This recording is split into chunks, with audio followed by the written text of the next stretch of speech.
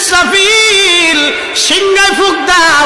আল্লাহর এই ফেরেশতা সিংহা হাতে নিয়ে মুখের কাছে নিয়ে আল্লাহর আরশে মুআল্লার দিকে তাকায় থাকে। একটা সেকেন্ডের জন্য এদিক আর ওদিক করে না। কখন রব হুকুম দিবে সিংহায় ফুৎকার দেওয়ার জন্য, যখন সিংহায় ফুৎকার দিবে, কুরআন বলতেছে ইদাস সামাউ ফাতারাত, আকাশ ভেঙ্গে ভেঙ্গে ভেঙ্গে ভেঙ্গে পড়তে থাকবে। ওয়া ইদাল কাওয়াকিবু তাসারাত, সমগ্র নক্ষত্রগুলি ভেঙ্গে ভেঙ্গে ভেঙ্গে ভেঙ্গে পড়তে থাকবে। ওয়া ইদাল বিহারু ফুজ্জিরাত, সমুদ্রের তলদেশ উদ্দোলিত হয়ে যাবে।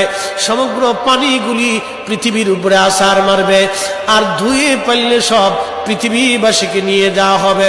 ওয়া ইদাল কুবুরু বুসিরাত, কবরের ভিতরে যাহা আছে সব আমার মালিক আমার রব বের করে দিবে। কবর থেকে মানুষ বের হইয়া সেই দিন হাসরের ময়দানের দিকে দৌড়াইতে থাকবে, সবাই উলঙ্গ থাকবে। কিন্তু আমার নবীকে আল্লাহ ৭০,০০০ ফেরেশতা বেষ্টন করাইয়া জান্নাতের পোশাক পরাইয়া মহাসম্মানে ফেরেশতারা মিছিল দিয়ে দিয়া আমার নবীকে হাসরের ময়দানে মাকামে মাহমুদে বসাবে। একবার জোরে বলা যাবে কি আল্লাহু আকবার। বাজান মুসলমান, খুব মনোযোগ দেন।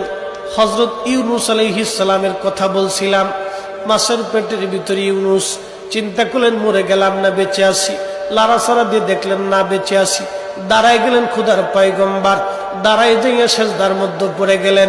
মাছের পেটের মধ্যে সেজদার মধ্যে পড়ে বলতেছে লা ইলাহা ইল্লা আনতা সুবহানাকা। বিপদের দোয়া, কঠিন মুসিবতের মধ্যে যদি পড়ে যান তাহলে খতম ইউনূস এই দোয়াটা খতম দিতে থাকবেন। আল্লাহ যখন ইউনূস আলাইহিস সালাম এই জিকির শুরু করলেন, ইউনূসের এই জিকির আর ওই মাছের পেটের মধ্যে রইল না, এই জিকিরটা চলে গেল আরশে মুআল্লাতে। সুবহানাল্লাহ বলা যাবে। আরশে মুআল্লার পাশে এই জিকিরগুলি চারপাশ দিয়ে ঘুরতেছে।